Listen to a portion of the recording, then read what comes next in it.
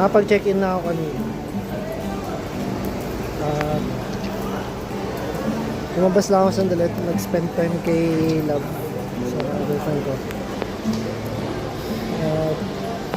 After more than an hour, ito, pupunta na ako ng immigration para na-interview kung ano yung reason ko sa pag-alis.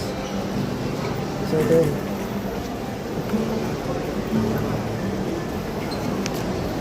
So, ayun. Punta na ako.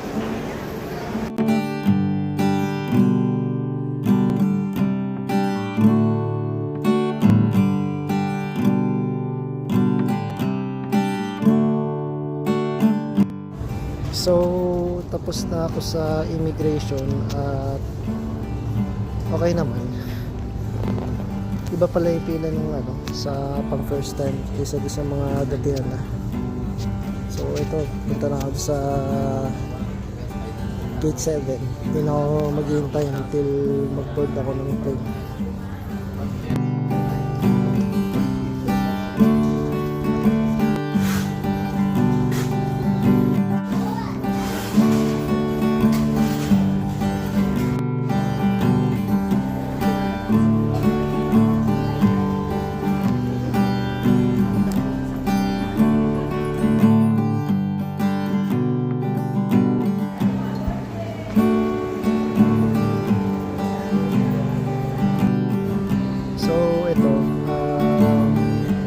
Waiting na lang kami ng board ng plane.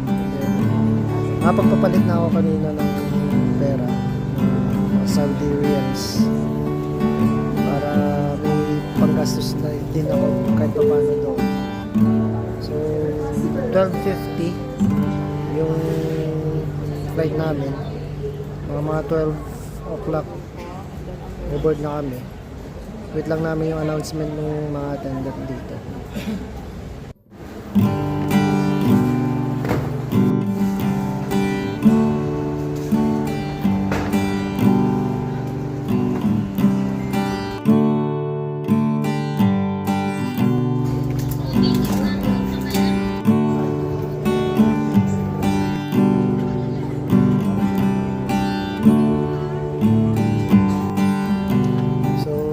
Dito na kami sa sa boarding.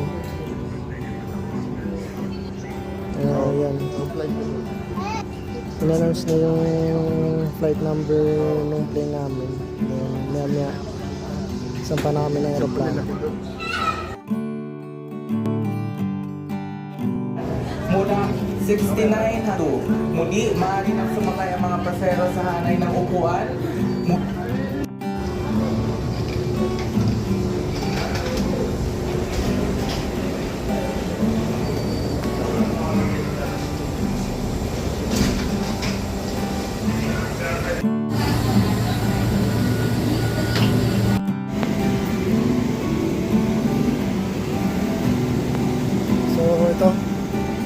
Sakay namin sa aeroplano.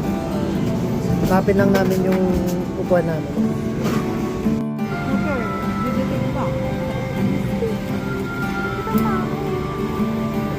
Before settling down, be sure all carry-on items are securely stowed in overhead compartment and small.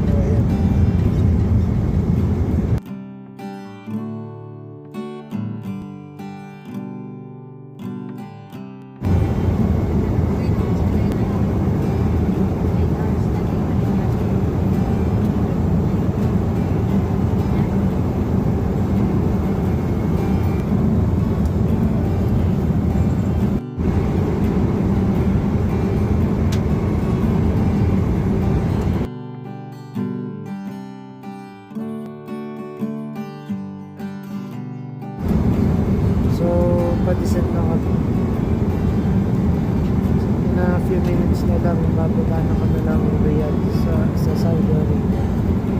Then,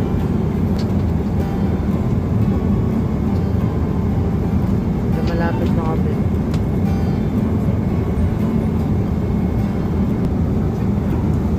Lapit namin lumapag.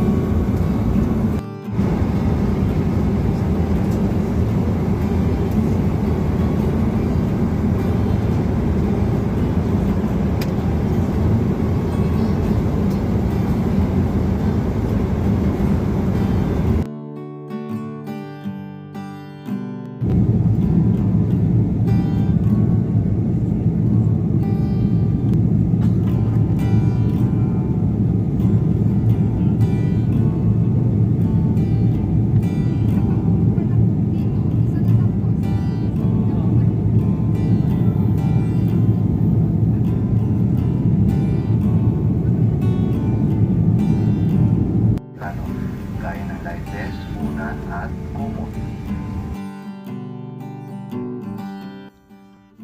Sa mga oras na ito ay ako ay nakalapag na sa King Khalid Airport sa Riyadh, Saudi Arabia.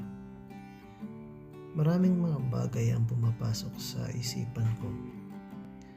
Nariyan ang kung ano ang magiging buhay ko dito sa Saudi kapag nagwo-work na ako. At kung paano ako makapag-adjust sa lugar at kultura nila. Gayunpaman, ang tanging nais ko sa pagtatrabaho ko dito sa bansang ito ay ang guminhawa ang buhay ko at ng mga mahal ko sa buhay. Yan lang muna at abang lang muna kayo sa mga susunod kong mga ibabahagi na istorya ko bilang OFW dito sa kaharian ng Saudi Arabia. Paalam muna sa inyo mga kasama.